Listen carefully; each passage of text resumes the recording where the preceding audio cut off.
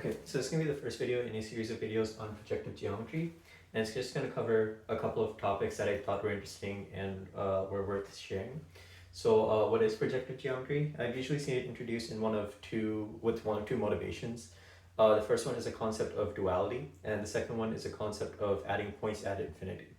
So duality is a phenomenon in two dimensions, mostly where you have some theorems about lines and points, and if you interchange the roles of lines and points, then you'll have a similar theorem in the other direction. So for example, in most cases, two lines intersect at exactly one point, and you also have that 2 points have exactly one line going through them. So you exchange the two lines for 2 points, and you exchange the point of intersection for the line that goes through both of the points. So that's a very simple example of duality, but you can prove more general statements with projective geometry, which relate these two. And second concept is points at infinity. So I just said that two lines usually intersect at one point, but if the two lines are parallel, then they won't intersect at all. So the solution is to add a point at infinity, which is a point that's infinitely far away. And you say that these two lines intersect at that point, which is infinitely far away. So projective geometry sort of makes that rigorous and gives meaning to what a point at infinity actually is. But it's kind of hard to imagine how you could work with that easily. So my motivation is sort of going to differ from those two, and it's more going to be based off like a thought experiment that I'm going to talk about in a minute. But first I'll talk a little bit about like what you can do with projective geometry. So most of the cases that I'll be looking at first, we'll be looking at the projective real plane, which is two-dimensional space projectively. And so you can get some interesting things like what's called Cramer's rule, which is a way to solve systems of linear equations, and you can actually generalize that to higher dimensions. And what's interesting is that you can actually have a dual theorem, which says that given the coordinates of 2 points, you can determine what the equation of the line is through those 2 points in standard form really easily. Another application of the Cartesian plane is you can use it to understand conic sections. So the geometric description of conic sections is that you have two cones and they intersect a plane, and that intersection forms a conic section. But you also have an algebraic description, which is some polynomial in x and y, which has at most degree 2 in both variables, and you do stuff with that. So for example, x squared plus y squared equals 1 gives you a circle. But it's kind of weird at first glance to see like why those equations would relate to the geometric description of a cone intersecting a plane. But projective geometry gives a really nice explanation as to why that happens. And another thing that I'll be going over is the idea of like dual curves and how it applies to envelopes. So an envelope is like you have a bunch of tangent lines and they sort of trace out a curve. So if you have a curve, you can easily determine the tangent line at any point, and that's something that you learn from calculus if it's a nice enough function. But if you have a collection of lines, you might have seen like in computer science or any other place that you have a bunch of lines which are completely straight, but they seem to trace out a curve. So you can find a parametric description of the curve using projective geometry. And if you apply the ideas of projective geometry to other things, like if you apply it to complex numbers, then you get an interesting geometric and algebraic description of the geometric phenomenon of circle inversions, which are sort of like reflections across a line, but generalized to circles. And if you apply it to finite fields, then you get some interesting number theoretic properties. But that's more of a linear algebraic thing, but I might go over that a little bit later on. So in terms of background knowledge, if you are familiar with like how to work with vectors, preferably if you know how cross products and dot products work, then you should be good for the first couple videos. Okay, so moving on to my description of projective geometry, and we'll start off with a little thought experiment. So like imagine you're a guy sitting in a room, and you have a ceiling above you. So in true mathematical fashion, we'll assume that the ceiling is infinitely large and that you can see clearly arbitrarily far away. Now say you want to look up for some reason, say like Michelangelo painted an infinitely large Sistine Chapel painting, and you want to look at like different parts of the painting. So you can obviously just like look at a certain point regardless of how far away it is, and you're just looking up at a certain point on the ceiling. So here is you, here are your lines of vision. And if you look at the point that is like at the center of your vision, then that will correspond to a unique point on the ceiling. So how does this relate to geometry? Well, let's consider the real number line. So the real numbers are just represented by this double line R, and you have the number line, which is just a line with markings to represent numbers like 0, 1, 2, pi, square root 2, etc. So what we'll do is we'll consider like you being a person in the room, just standing at the origin of the two-dimensional plane, and the real number line as being this line y equals 1. So we'll start off with like the one-dimensional case and then explain the ideas here, and then we'll move on to the projective plane next. So this is technically the real projective line. So what happens is any line through the origin is going to intersect the line y equals 1 here at a certain point, which corresponds to like, you looking up at a certain point, and that's your line of vision. So for example, this line intersects y equals 1 at 2, 1. So we'll associate this line with the number 2. And this line here, y equals minus x, this is certainly not drawn to scale, but you get the idea. This intersects the line y equals 1 at negative 1, 1. So we associate this line with the point negative 1. And so in that way, you associate all all lines to the origin in the Cartesian plane with points on R, with one exception. You have the line y equals 0, it will never intersect the line y equals 1, right? Because those two are parallel. So if you think back to your little person case, if you keep on looking further and further away, you will see that the line of vision gets more and more flat. So if you keep on looking further and further away, it's like you're looking, in a sense, infinitely far away when the line is completely flat. So what we do is this line, y equals 0, which is the horizontal line through the origin, we identify that with a point at infinity. So what that means is that the lines through the origin correspond to either a real number or a point at infinity. So another thing that is a bit different from this looking up at the ceiling case is that we also consider like the points below the x-axis. So for example, what I did here was you take the point 4, 2, and then you draw the line that connects the origin to 4, 2, and you look at where that intersects y equals 1. But you can also take a point, say, negative 2, negative 1, and you can draw the line that goes from 0 to negative 2, negative 1, and then see that that also intersects at the same point. So to sort of visualize the negative lines as being something, you can modify this picture and say there's a like glass dome above you, which is spherical or hemispherical, I guess. And then below you, there's a hemisphere, which is a perfect reflective mirror.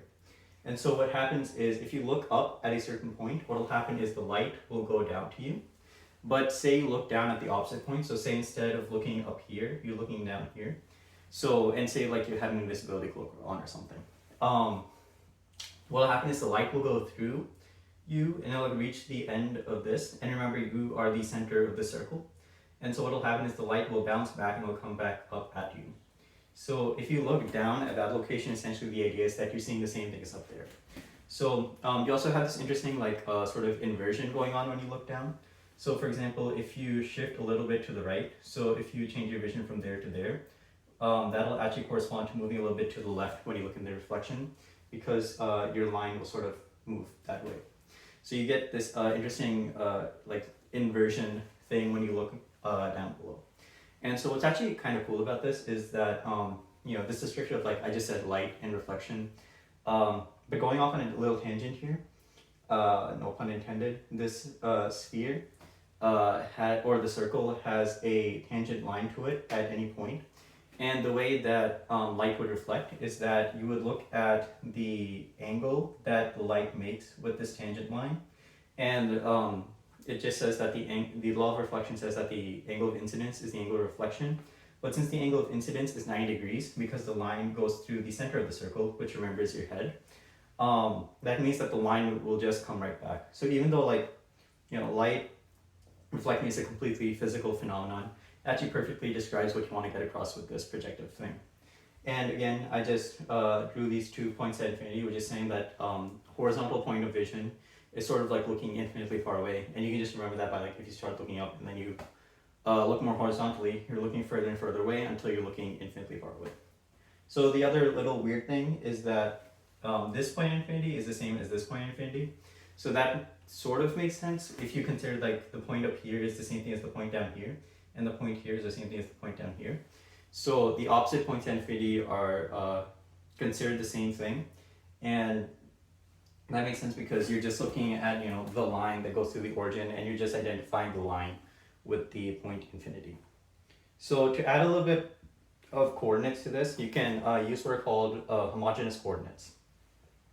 So the idea with homogeneous coordinates is that you take, like, say your point 4, 2, and you'll draw your line from the origin to 4, 2, and you'll see where it intersects y equals 1, or you actually only care about the line that goes through the origin. So the idea of homogeneous coordinates is it's sort of an intermediate between a coordinate and a ratio. So that's why I sort of drew it with like this bracket x, y. So that's sort of the coordinate part of it. And I put a colon instead of a comma, so that's more of like the ratio idea. So if you have any pair x, y, like 4, 2, which is not 0, 0, then you identify that coordinate with the line through the origin that goes through it. So in particular, like say we have this line through 4, 2, well 2, 1 is also on it, negative 2, negative 1 is also on it, and 8, 4 is also on it. So if you scale up your coordinate by any non-zero value, then you're going to get the same line, and so you identify the coordinates with each other. So you can sort of think of this as a ratio ax divided by ay, and so you cancel out the a's so long as a is not 0, and this is equal to the same thing as your coordinate x, y. And so one important thing is that x and y can't both be 0, because that corresponds to the plane, the center of your plane, and you can't make a unique line that goes from the center of the plane to the center of the plane, because it's on every single other line. So the only condition is that your x and y can't both be 0. But other than that, you can identify any point on the plane with the line that goes through it. So for example, if you had this point, then you can just draw this line and see where it intersects y equals 1, or if it's the y-axis, then you identify it with infinity. So we said that y equals 1 here will be our like choice of what we'll think of as identifying points with the real numbers. So we identify a real number x with the coordinate x colon 1. And so if you think about this as a ratio, this makes sense because you're considering the point x as sort of x divided by 1. And then you have the point infinity. So infinity is just on the line y is equal to 0. So that'll be any coordinate like 1 comma 0, negative 1 comma 0, or pi comma 0 square root 2 comma 0. But using the scaling property, you can always scale that up or down so that you get 1 colon 0. And so if you think about this as a ratio, this is sort of like 1 divided by 0, and that gives you infinity. So, you know, you might have been asked earlier, like in middle school or something, like what's something divided by 0? And then you just say infinity. But in this case, it's actually perfectly rigorous because you're sort of identifying this point with something called infinity. But really, this infinity symbol just represents this line y equals 0. So another important thing is sometimes you don't want to consider the intersection of the lines with the line y equals 1. And another useful intersection or place that you can associate these points is on the unit circle. So what I mean by that is any two coordinates x and y, you can renormalize them to x prime and y prime, so that x prime squared plus y prime squared is equal to 1. And the way you do that is that you just divide by the magnitude of the coordinates, so like how far away the coordinate is from the origin. So it's x over square root x squared plus y squared colon y over square root x squared plus y squared, and that means that your point will lie on the unit circle. So if your point is like up here, then you'll scale it down to be over here. But since the square root is always positive, say your point is down here, then you'll actually be below it. But these 2 points correspond with the same thing, so you sort of have like a double, you have 2 representatives on the unit circle, but that's okay because you know, usually when you work with it, that's fine. It actually gives some interesting stuff when we get to conic sections. So normally we'll start off by looking at, like, you know, the last coordinate being 1, which corresponds to being on the line, or in the in 2-dimensional case, it corresponds to being on the plane. But the circular, or in the next dimension, spherical description of the projective space will correspond to, will give us some interesting information on like how conic sections are related to the equations on the plane and that stuff. And last little bit is that this idea of the lines through the origin up to scaling, which is what your homogeneous coordinates represent, it's called RP1, which is the real projective line. So So this 1 means that's one-dimensional because you're only considering the line plus a point. And even though you need 2 dimensions to describe it, you're sort of you're only caring about like that one line and then you add on a point. So it's really just a one-dimensional thing. So you call this RP1, and then if you go into the real projective plane, which I'll talk about in a bit, that's called RP2. So yeah, so now I'll talk about a little bit about the real projective plane, and yeah.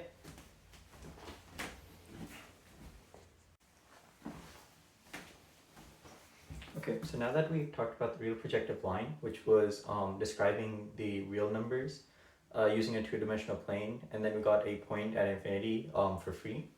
We can now talk about the real projective plane, which is the same idea, but using 3 dimensions to describe 2 dimensions, and then getting a couple points at infinity out of it.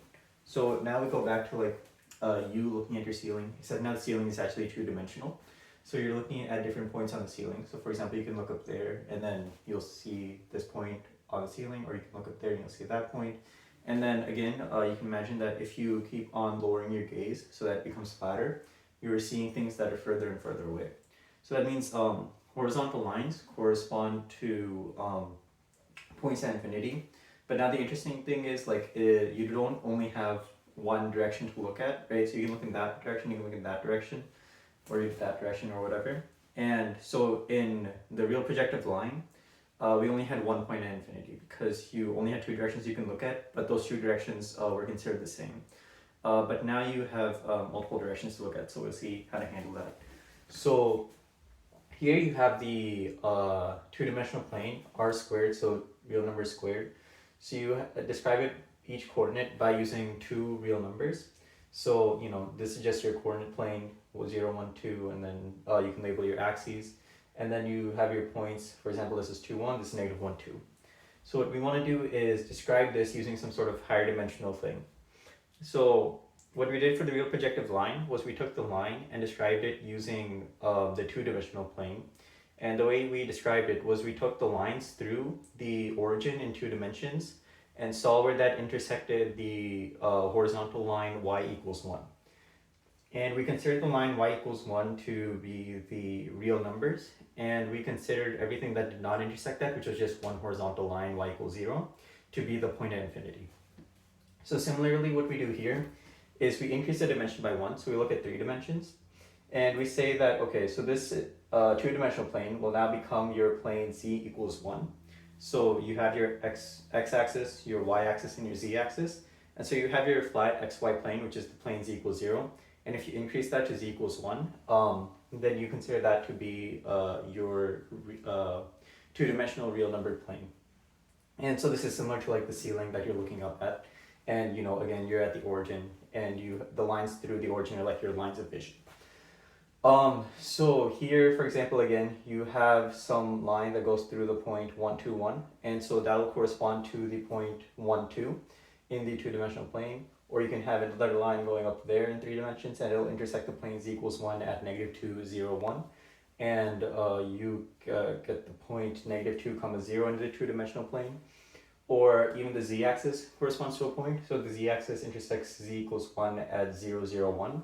And so the z-axis, which is a line through the origin in 3 dimensions, corresponds to the point 0, 0 in 2 dimensions. So again, you can look at like other points on this line as well. For example, you can take, for example, 2, 4, 2, or negative 3, negative 6, negative 3. And all those points are on this line. So all of those points correspond to the 2-dimensional point 1, 2, because you're looking at where that line intersects the 2-dimensional plane. So now here, again, I said that you have multiple directions where you can look at infinity.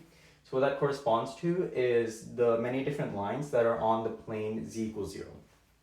So the plane z equals, if you have a line on the plane z equals 0, and you have the plane z equals 1, those aren't ever going to intersect, because this is like the plane z equals 1. And then if you have a line down here, these are sort of like parallel in a sense. So they aren't ever going to intersect each other. So the lines on the plane z equals 0 correspond to your different points at infinity. And the thing is, similar to the 2-dimensional case, we associate a point to every line through the origin. So here, for example, you have the line that goes through the point 5, 1, 0, and again, you can scale that up or down. So it's go through 5 halves, 1 half, 0. It'll also go through 10, 2, 0, or negative 5, negative 1, 0. And So all those points are on the same line, and we identify that line just with the coordinates 5, 1, 0, or some other scalar multiple of that. And then you have a separate line which goes through the point 3, negative 4, 0. So your x coordinate is 3, y coordinate is negative 4, and your z coordinate is 0. So both of these lines won't intersect the z equals 1 plane. So we identify them as looking infinitely far away. And so again, the way to visualize that is that, you have some line out here. Say this is the line. You have a line that's horizontal that goes through the point 5, 1, 0. So what you can do is you can look straight up and you're just looking at the point above you. And then as you keep on going out and out, you are looking further away to a point at infinity. And so that is how you describe points at infinity here. It's just the lines that go through the plane z equals 0, and there are infinitely many of them. So now the third thing to carry over from 2 dimensions is that we had like a picture of like a glass dome above you and a mirror dome below you. And so we could consider the points on the projective space as either being the intersection of lines with the plane z equals 1, or the line y equals 1, but in this case it's the plane. Or we could have considered them as the intersections of the lines with the circle. And we saw that each line intersected the circle at 2 points. And so we can do the same thing in 3 dimensions, except we consider the sphere. And the equation for the sphere in 3 dimensions is x squared plus y squared plus z squared equals 1. And that just follows from the Pythagorean theorem.